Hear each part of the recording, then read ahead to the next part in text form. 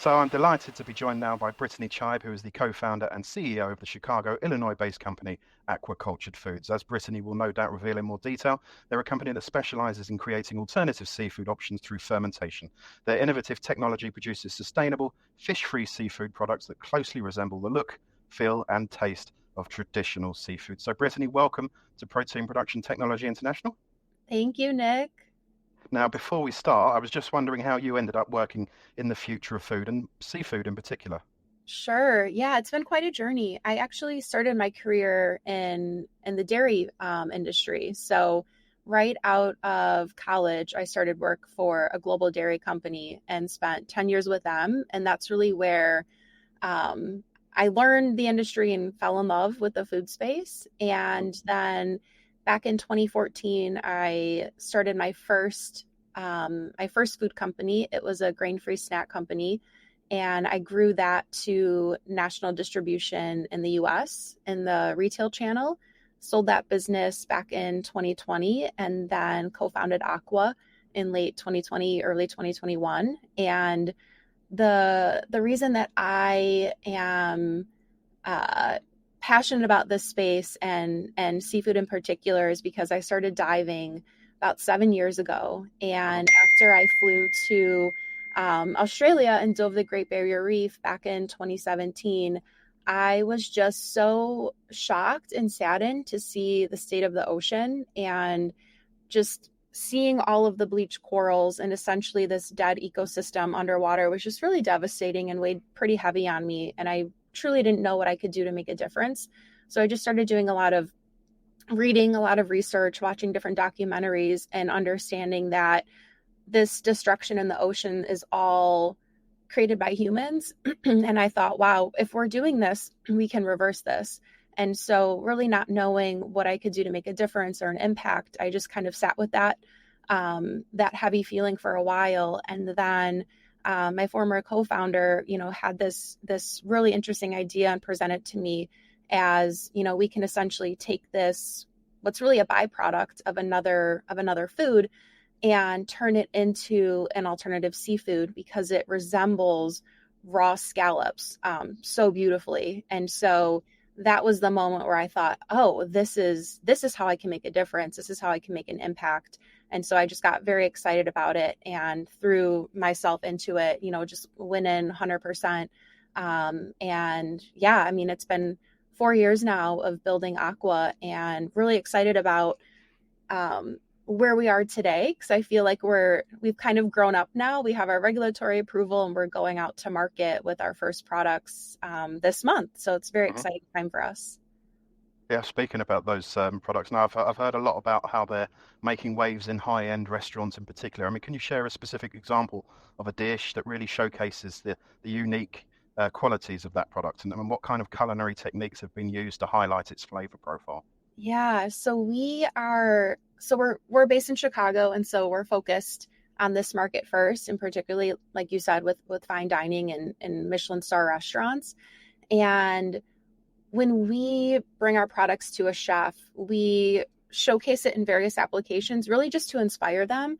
But these they're so creative and their dishes are so unique. And I think what's really special about the food service space and the market that we're going after in particular is because these chefs really want to take our ingredient and make it their own and create something really unique and different with it. And so what I've seen some of the chefs do, and my favorite is when they take our scallops and turn it into a crudo. So they'll take our scallops, which are really similar to a sea scallop, and they'll kind of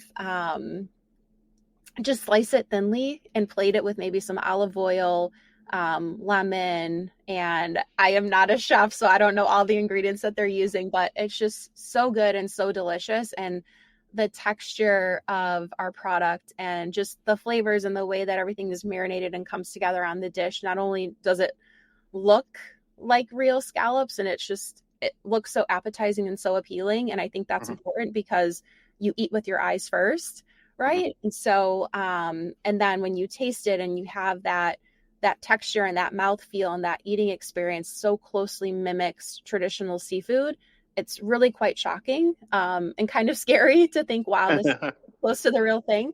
Yeah. But yeah, I mean, we've partnered with a Michelin star chef here in Chicago. His name is Marcos Campos. He has about 10 restaurants here. He's part of the Bonhomme Hospitality Group, and he hosted a preview dinner for us back in March. So this was before we had our GRAS dossier complete. We wanted to essentially showcase what our product could do on a menu. And so he created a 7-course meal with both of our tuna and our scallops, which are the first 2 products we're going to market with first. And he created this this menu, and it was so amazing just to see the versatility of our product. And what I find so fascinating is that when we bring our products to these chefs, you know, we have an idea of what it can do, right? Because we play around with it here in our application lab. But then watching these chefs create something even more special, and they go above and beyond using Another level. another level and things that I Yeah. didn't know could be done with our products, right? And so it's just so cool to watch them and see what they create. And I think what was really, really interesting about that preview dinner as well was that Chef Marcos wanted to showcase how you could use our entire process, our entire manufacturing process on a menu. So for example, he wanted some of our fermentation media, and we gave it to him, and he was talking about making cocktails with it. And I just thought, well, that sounds awful. Why on earth would you take our fermentation media and put it in a cocktail? But it was so good. He created, we called it an upcycled whiskey sour. So he made a Right. whiskey sour with it, and then a spicy margarita. So we coined it spicy, like SPISEA Uh-huh. margarita, and both were really delicious. And then he also used our fermentation media in the dessert. So it was a mango sorbet with some like a spicy honey, Mhm. chili pepper flakes on top, and some of the fermentation media within that mixture. And it sounds different, but it was really good. It was kind of that like sweet and spicy combo. Yeah. So that was just a really special, really, really special dinner to showcase what our product can do and what sort of the byproduct, right, our fermentation media can do on a menu. Mhm. I mean, they're discerning at the best of times, aren't they, chefs? Their reputations are on their line with the ingredients they're using, not to mention their skills in actually preparing and presenting that dish to the customer. So, what particularly do you think attracted Chef Marcos, was it, to your product? You know, has he got a passion for sustainability and the future of food? Or? You know what? I can't speak to if he has a passion for it, for this particular space, but I think when we reached out to him, and it was just a cold email, cold outreach, um, I was shocked at how warm the response was, and how interested he was in going and meeting with him in person and just Mhm. talking about our product and presenting it. I don't know if it's the sustainability piece as much as he was excited by our product, that it's locally made, that he can have a consistent supply, a consistent quality supply, because what he explained, and he's originally from Spain. He's been in Chicago for a number of years now, but what he explained is that ever since he's been in Chicago, it's been really difficult to source a consistent quality product Mhm. of raw seafood for his menus, right? And he's got 10 or so restaurants. And so thinking about that supply chain and having that consistent quality is really important, and even consistent price, right? Because when you think about a menu, you have a set price. And so you really want to reduce the volatility in your price, because you don't want to be printing new menus all the time or constantly updating your pricing and confusing or disappointing your customers that come through the door. Mhm. So I think the way that he looked at it was, this is locally made. I know I can get it. I know it's going to be a consistent product, right? We explained our manufacturing process and how we make it here. Mhm. And I think that was really interesting for him, because not only are there inconsistencies in quality, but there's times when he can't even source the ingredients he needs for his menu, right? So if he's going to create a new dish, for example, with our product, he's going to make a tuna tartare on his restaurant menus. And if you can't get that consistent supply of tuna or consistent price, you don't even want to put that on your menu because you don't want to have to deal with the sourcing issues and the price volatility of it.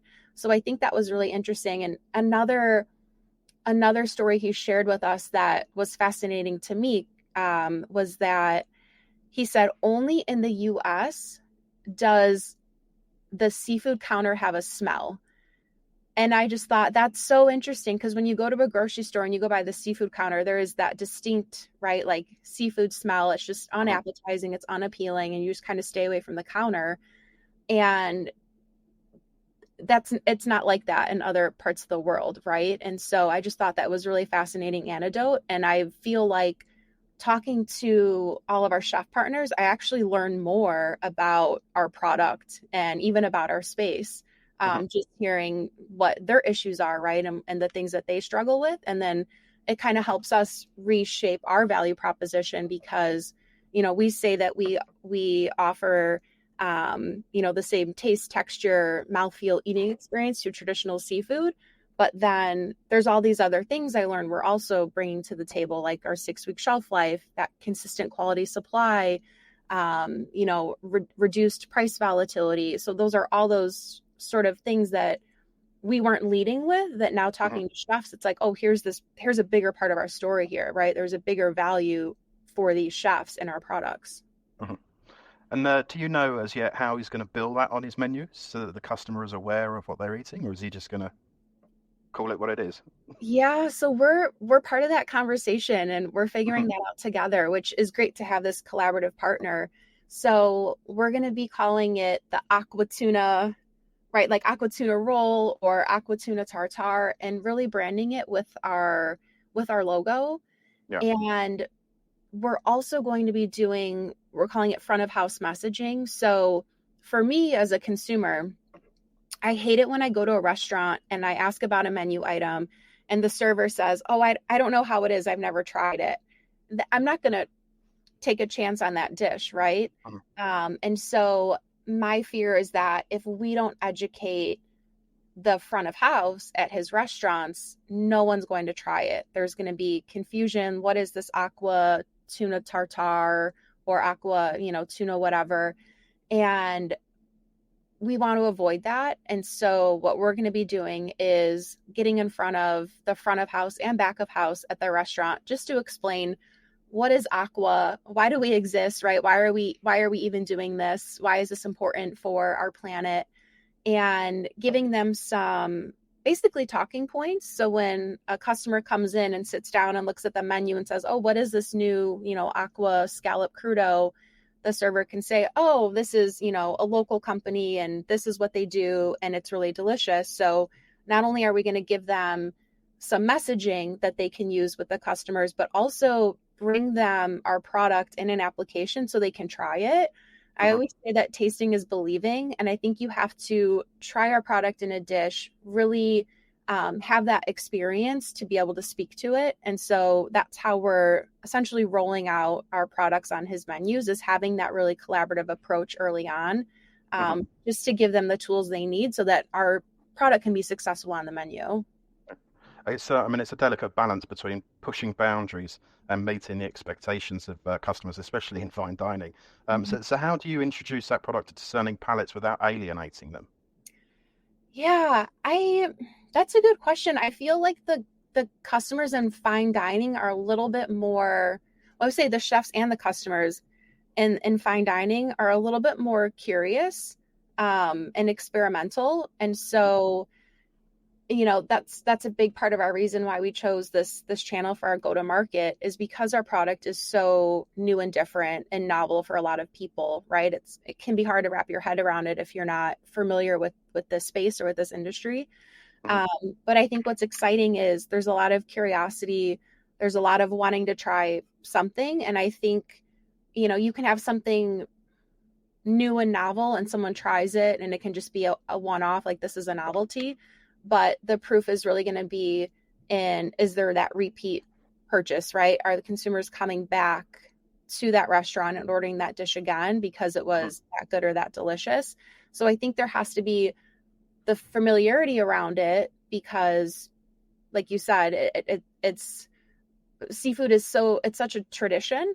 and it's a really celebratory experience. And so you have to kind of hit the nail on the head with it has to mimic taste and texture and mouthfeel and really deliver that experience you want from traditional seafood. But it has to be done in a new and unique way to showcase it and get some excitement around it. So I think it Mhm. is a little bit of a fine balance.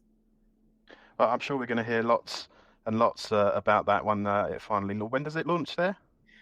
So it should be in a couple weeks. We have Okay. our first delivery tomorrow, actually. Excellent. We'll be keeping. We'll be in terms of the product. Actually, the product that you deliver to the restaurant. Does it look like a scallop? Yeah, yeah, it Yeah, does. it's exactly same shape, etc. So Shape. the functionality in terms of cooking that scallop, real scallops are quite easy to get wrong. So just be Yeah, interested. When if you're a professional chef, you probably want to feel like you're working with the real thing. So right, right. And probably testament to the product that you've developed. yeah, it's what you just said. It's so true because what we tell our chefs is treat our product like you would traditional seafood, and uh, and we recommend it for raw applications today. We're Mhm. working on the cookability, but our product is really high moisture. So if you were to essentially put it on dry heat and, for example, sear the scallop, you would lose that moisture and it would get a little bit stiff. But we've had success, for example, in coating it with a fat, like a miso butter, and then torching it, and you get that caramelization that you want from a scallop. But right now, our products are really optimized for these raw applications. So a ceviche, a crudo, a tartare, sushi applications. And so that's what, we speak to when we're meeting with these chefs. But there's so much you can do right in this raw space. And it's, again, it goes to like another value proposition that we didn't fully realize at the time was that there's a lot of consumers out there with seafood or shellfish allergies, and even women who are pregnant that are told to stay away from these raw fish dishes. And so now that consumer can go to a restaurant with their friends that are meat or seafood eating people and not feel like they're compromising, right? Like not have to order the pasta dish or whatever. Like they can still experience that seafood, but in a different way with AQUA product. Now, fermentation has been getting a lot of attention lately, although the sort of investment sector for food tech has tailed off a little bit from the heyday of 2020, 2021. It's remained actually quite steady for fermentation. So, how has increased investment and research in this area impacted the development of your products? Are there any specific advancements or techniques that have been particularly influential? Yeah, I wouldn't say it's impacted the development.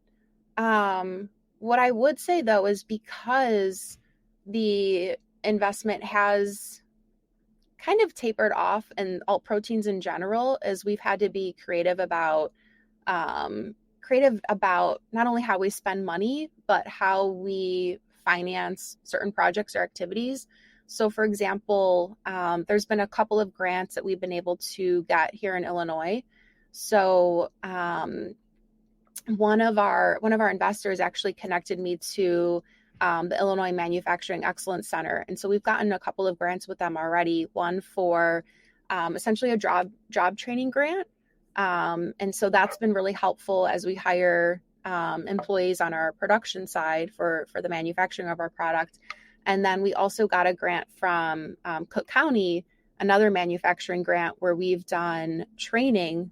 We've done about 40 hours of training with our team with that grant. And that's been really great just in helping us think about our lean scale up and what are we measuring, what are the right things to measure and how are we going to do that, and really just giving us tools that we didn't have, right, as a seed stage company. Mhm. And that's been really beneficial too for our team, not only to bring us together and make sure we're all aligned and we're looking at the right things and tracking the right things, but just being able to have those non-dilutive options to spend money against our development, our team development, and our product development. So that's been really beneficial to us. Mhm. Now, naturally, we're going to talk about scaling, but we'll do that a bit later on. Now, it's probably important to say that this is not a cell-cultivated product. Correct. It's not a plant-based product. So, compared to plant-based alternatives, what are the advantages of fermentation when it comes to things like the nutritional value and texture and shelf life. You mentioned that earlier of your particular products. Yeah, I think fermentation offers a lot of advantages, which I think to your earlier question, I think that's why we're not seeing as much of a decline in this particular vertical within alt protein, a decline in investment, because there are so many advantages. So in our particular case, what our process allows us to create is a really not only a whole cut product, right? Like that whole muscle cut product that people talk about, but a really clean ingredient. And so in our fermentation process, what we're doing is essentially taking a consortia of microbes, right? A proprietary mixture of microbes, and growing that in the fermentation process. And the end result is a cellulose biomat. That cellulose is our product. So the ingredient that we grow is our final product. We go through a kill step, right? We wash all that media out of there, and then we add our flavors and color systems downstream, create the finished products of tuna and scallops, and others that are to come. And so that cellulose is essentially just water and fiber. And then because of that, and because of our kill step where we pasteurize the product, it's completely flavorless. So we wash out all of that fermentation media, and you have a completely flavorless product that you're working with. And so when I compare that to plant-based products, for example, you don't need to mask any off flavors, right? Because if you think about a plant-based product, whether it's pea or soy or whey, there's sort of that flavor that you get with that you don't necessarily want in the finished product, right? And maybe just to compare it with ours, like a scallop. And so you're adding ingredients to cover up those flavors, and then you're adding more ingredients to get the flavor you want for your end product. But with AQUA and with our cellulose, because it's so pure and clean, we just add the flavors through a marination. And so our scallops, for example, are 5 ingredients. So it's the water, cellulose, the added flavor, and then we have a little bit of cornstarch on there, just to keep things from, kind of coming together in the package. But I think that's a huge benefit of fermentation. And another for us in particular is that our manufacturing process is pretty capital efficient. We've been able to leverage existing equipment from similar industries, so from brewing, for example, and be able to sort of commission that equipment and revamp it in a way that works for us and for our process. And so in our pilot facility here, we did not spend a lot of money to outfit this facility when you compare it to what might be needed for cultivated or even precision fermentation companies. And that's been, I think, a huge advantage to us in just trying to be very lean in how we grow and build AQUA. It's quite interesting that you're developing it's not a niche product, but it's not like a mass market product like a chicken, and you see companies like Gourmet making the foie gras, and you see Val making quail. It seems like a sensible route to go to. I guess you can charge a premium price for these sorts of products, can't it? And I'm guessing the tuna is not just a can of tuna, is it? It's probably a mimic of a bluefin tuna steak or something along those lines. Yeah, if you think about, I don't know how much you eat raw seafood, but if you were to go to a seafood store, for example, here we have H Mart, it's a Korean grocery store, and you can buy raw fish for like sushi applications. So if you think about when you go to the store and you could see like an 8-ounce block of tuna, maybe it's, yellowfin, bluefin, we're mimicking that. And so our products, when they deliver to the restaurant, we have about 8-ounce block of tuna. It's called the saku. And with our scallops, we pack them a dozen to a package in 5-pound cases. And again, they mimic a sea scallop, so about 1.5-inch round. But yeah, I mean, we want to mimic the experience of traditional seafood as closely as possible, not only in the look, the taste, the texture, but also in how it shows up to right, the restaurant to the back of house so that there's no additional training required. Because I think if we had to educate chefs and educate their back of house team on what to do with our product, and if there's a learning curve right there, you're going to lose so many customers, right? Yeah. It's really difficult to kind of onboard customers if you have all these caveats in terms of working with the product. So we Mhm. are just mimicking the real thing, the whole way through the supply chain. Mhm. Now, you mentioned the ingredients. It sounds like it ticks the clean label box. Mhm. But in terms of the processing that's involved in the production of that, could you walk us through that in layman's terms? Because I'm The not an engineer or a scientist. Yeah, nor am I. The processing in terms of how we make it. Yeah. Sure. Yeah. So, like I said earlier, we take this proprietary consortia of microbes, right? So we use bacterias and yeast, and this sort of combination is unique to AQUA. We grow that through a fermentation process. So here in our pilot facility, we have about a 500 square foot grow room that we built within our pilot facility where we can control the temperature and the humidity levels. And essentially what we're doing is we're giving our microbes an environment that they like to grow and thrive, right? And so those microbes, when they're sitting in the fermentation media, they're eating all the good stuff in that media where they can grow. And so what we end up with in about a 2 to 3 week fermentation process is, again, cellulose mat. That cellulose is then harvested. We go through a kill step where we pasteurize the product, remove all of the leftover microbes, remove all of the fermentation media, and then we marinate that cellulose mat with a unique formula that was created for us. So we work with global flavor houses, and we've spent the last couple of years really fine tuning the flavors and even the color in the case of our tuna, to mimic conventional seafood as closely as possible. And so we have, a unique formula for our scallops and a unique formula for our tuna. And we have an amazing flavor partner who will collaborate with us very closely and, send us samples that they've created. And we say, okay, well, we want a little bit more oceanic notes, or a little bit more salt, or a little bit more sweetness, right? And so we go back and forth with them until we have that sort of perfect scallop flavor or perfect tuna.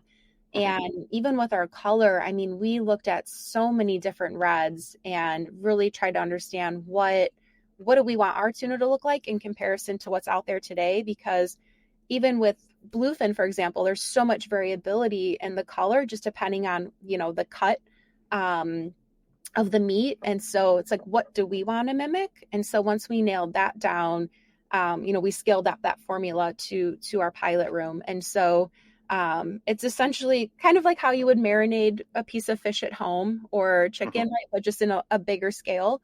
So we go through that marination process, and then it goes right into packaging, right? And then put in a case, and then, out the door to a restaurant. And we follow a chilled supply chain. So it's so interesting. A lot of seafood products follow a frozen supply chain.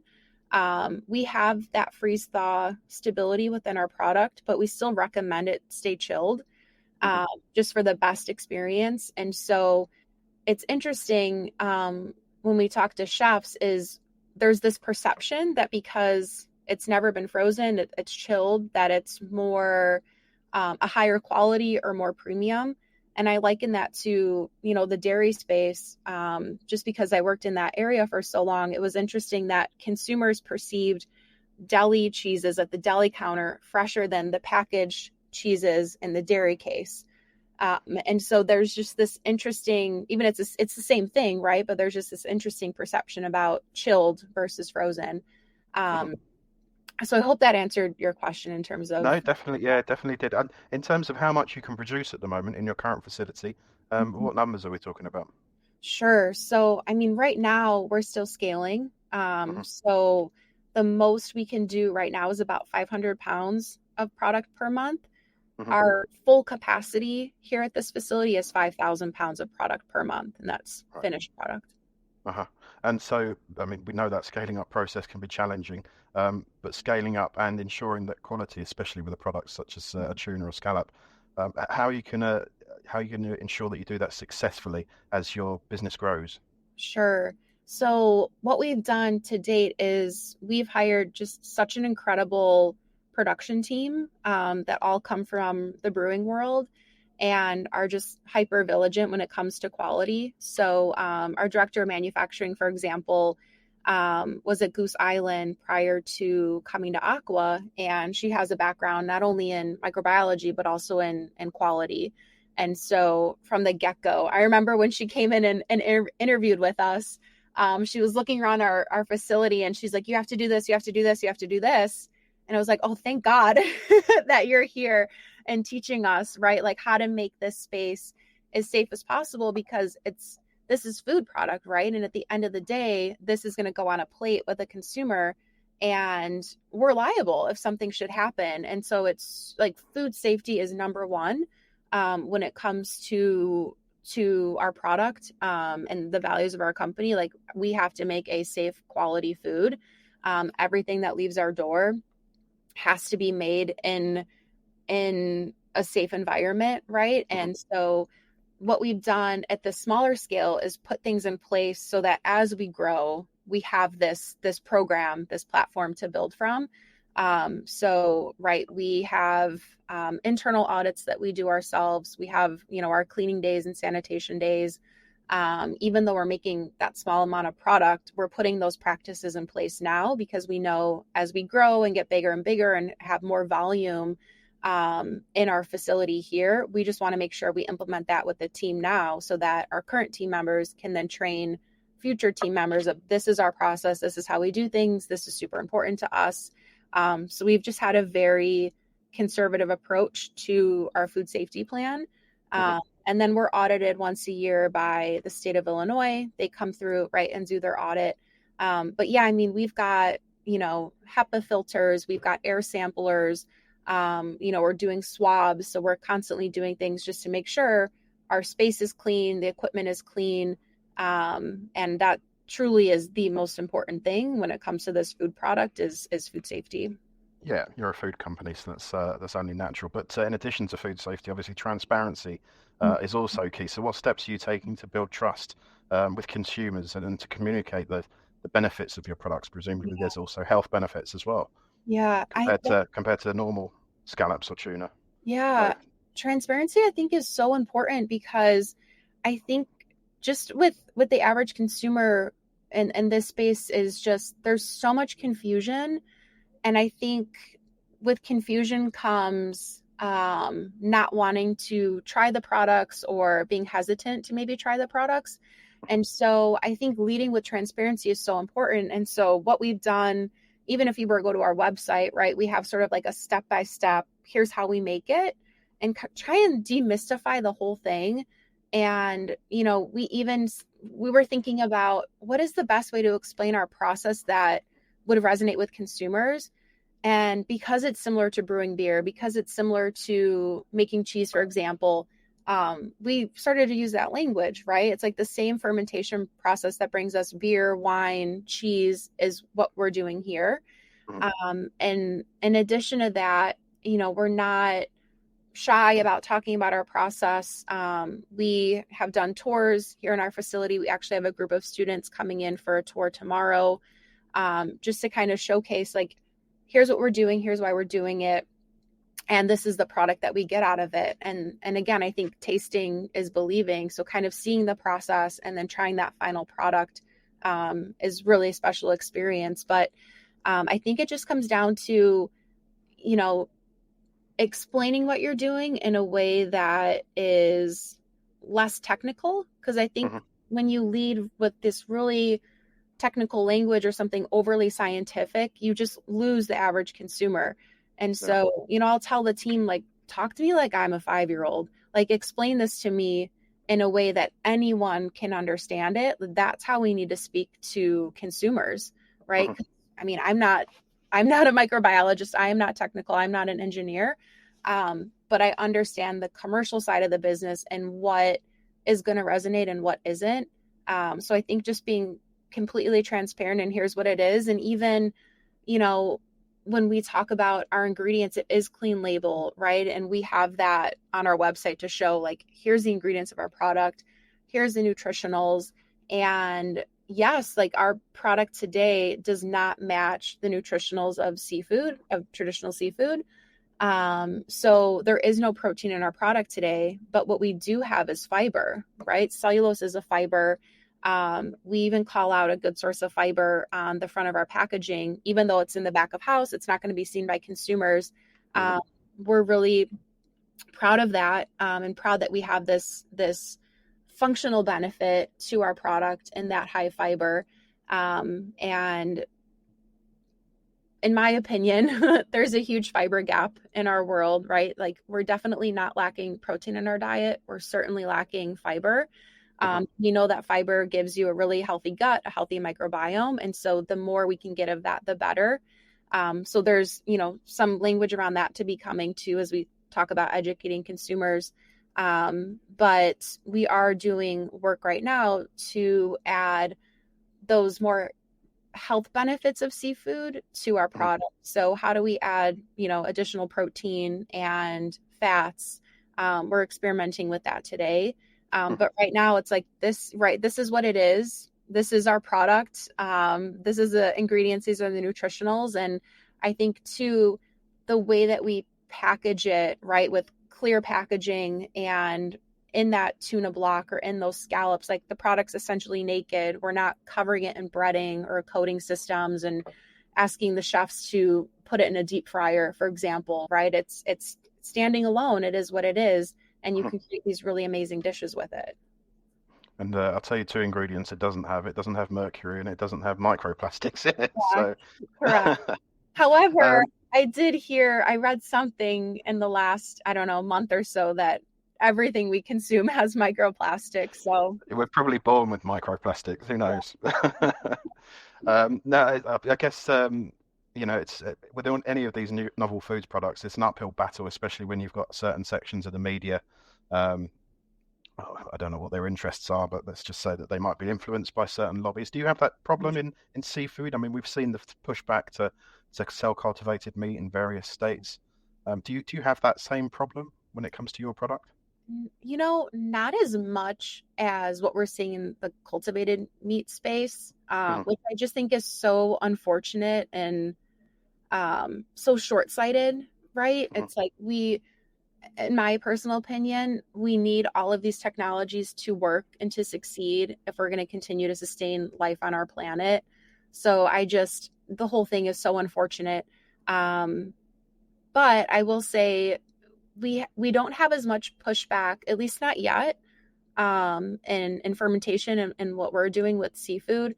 We do get some trolls on our LinkedIn posts and different media. I noticed. I read one earlier. I had to resist. I had to resist responding to that gentleman. But to me, it's kind of flattering. It's like, oh, if they care enough about what we're doing, then we're doing something exciting. Right. And kind of like you said earlier, making waves. So it is what it is. But I think, at the end of the day, we need to keep doing what we're doing. And we know we have something really exciting and unique, and we know that the world needs it. So we're going to continue to do that. And yeah, not everyone's going to like it. Mm-hmm. The regulatory pathway for your products is, I guess, slightly less tedious and arduous, I think, than for cell-cultivated products. So you achieved that self-affirmed GRAS status recently. That's a significant accomplishment. Can you explain that process and any challenges that you faced? Sure. Yeah. I mean, it was quite a long process for us, but I think it was long because it took us a couple of years, but it was long because we were making changes to our product and to our process while we were going through that. And so when you do a self GRAS, like what we did, right? You have the self-affirmed GRAS dossier that we wrote.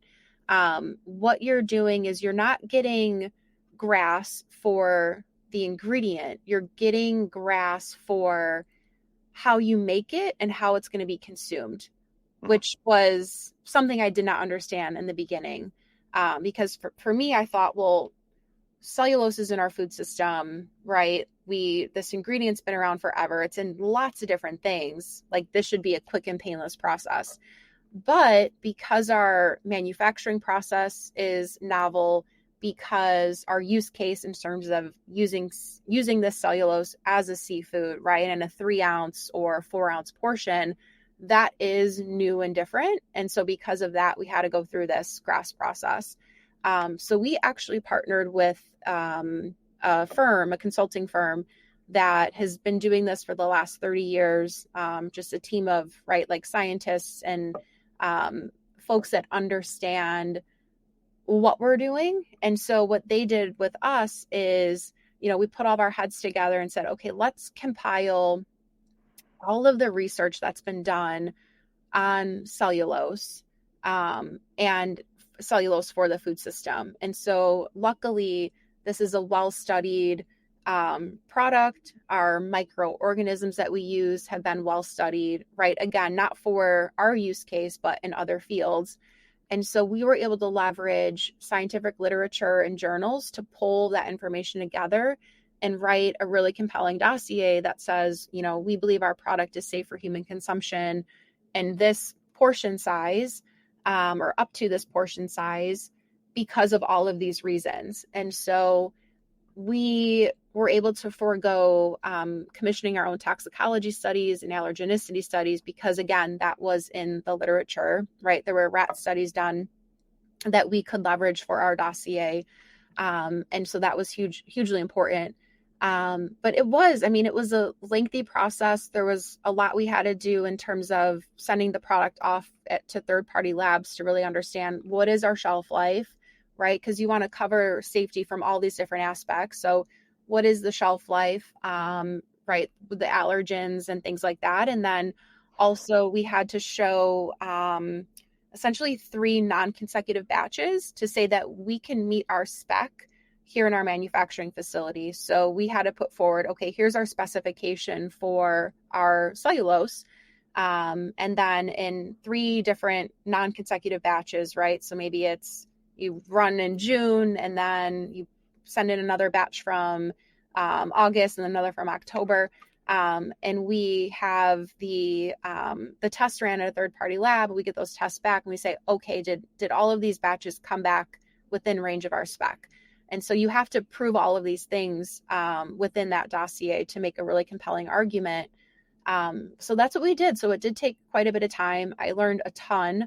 Our team learned a ton going through this process. And I think the benefit of all of it was we feel really confident now in the safety of our product. And, we can, when we talk to chefs or consumers, we have that dossier now, and that's sort of like a stamp of approval to say, like, we know that this is safe and here's why, right? And should somebody want to read it or someone have questions and come to us, the FDA, for example, we could give that to them and say, here's all the work we've done, here's the research, here's what we've compiled, and this is why we believe it's safe. So I just think it's hugely important for any company that's bringing something new and different to the market to go through this process.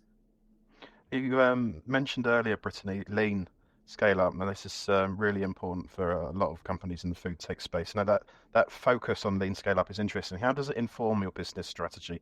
And what specific measures are you taking to optimize your operations? Yeah. Well, I will say, it kind of like we went that route in terms of how we built out our pilot facility and how we built it and the equipment we use because of, again, just the nature of the fundraising environment, right? Like we raised a $5.5 million seed round. That's quite a lot less than a lot of what our competitors raised at that stage. And so due to that, we had to be very lean and we had to be scrappy and think about things in new and different ways. And how do we leverage existing equipment or existing know-how and apply that to our process? So I think that's just kind of our DNA and we've built the company like that. But in terms of how it informs us, I think it's made us take a more logical approach in terms of our path to market and really really understanding our consumer before going out to market. Mhm. So, for example, last year we did these consumer taste panels where we brought um, people into our facility and had them sample our products and get feedback on it. And then we did these really deep dives. We had about 9 or 10 hours of interviews with consumers just to really understand seafood in general. So consumers and their perception of seafood and how they think about it, how they make their purchasing decisions, where do they purchase it.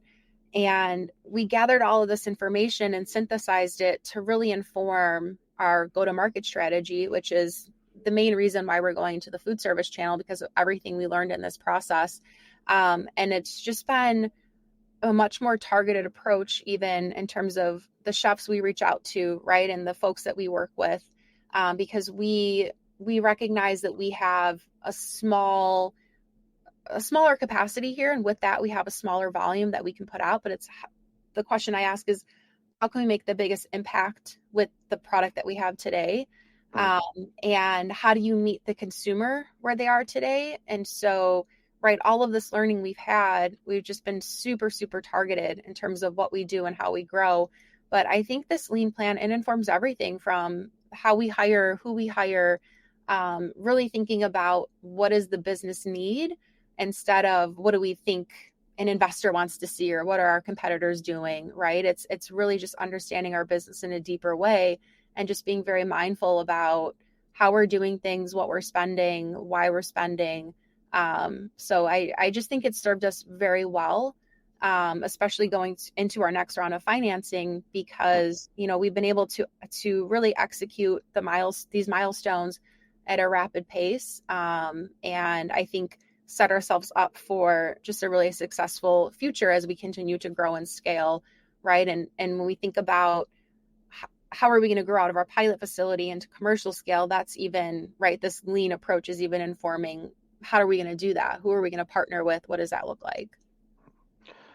And Brittany, before we finish, I've got a few quick fire questions. So, what are your plans for future product development, if you can tell us? Are there any new lines or innovations that you're considering?